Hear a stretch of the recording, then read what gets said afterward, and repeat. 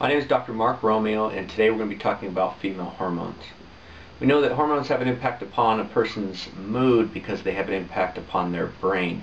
And specifically, they change the way the blood flow rates take place in different areas of the brain. What we have here is a picture of a woman's brain. And this is done from the Amen Clinic in Newport Beach. And what we see here is this kind of smoother outer surface of her brain. And that smooth surface represents an even rate of blood flow to every aspect of the brain. And you see the kind of different colors. That's because there's different temperatures associated with that blood flow. And so the computer generates an image, a color image, based on how fast blood flow rates are taking place in those different areas. Here we see that same individual at a different stage of the month, where the blood flow to different parts have changed, and you see these kind of holes. Now the brain is still there and it's still working, it's just that the blood flow rate has decreased substantially, and so the computer, when it generates that picture, it shows it as a hole.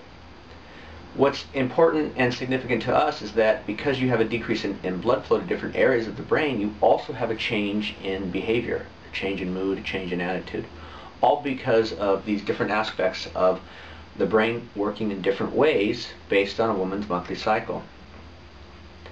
The normal ebb and flow of a woman's hormones that takes place over the month can be disrupted specifically from stress, high amounts of stress.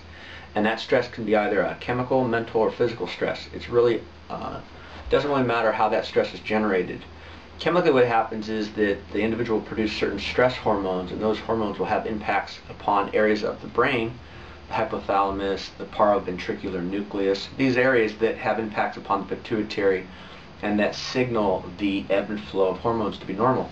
What we see here is a picture of that normal ebb and flow that I'm speaking about, and that throughout the month a woman's cycle should be having a change in estrogen and progesterone levels. Here we also see another picture, another schematic of a woman's hormones, but these hormones, you can see that these patterns are very different. This is a woman who's lost her normal ebb and flow due to high amounts of stress, and it's had a physiological impact, an impact upon her body chemistry. What we do here in the clinic is we try to reestablish what caused an individual to have such a significant stress, correct that nutritionally and biochemically, correct it within the cells, so that we can have an impact upon the brain and actually have the brain to start signaling to the ovaries and to make those normal hormones and to make them in a normal rhythm that's correct for that individual.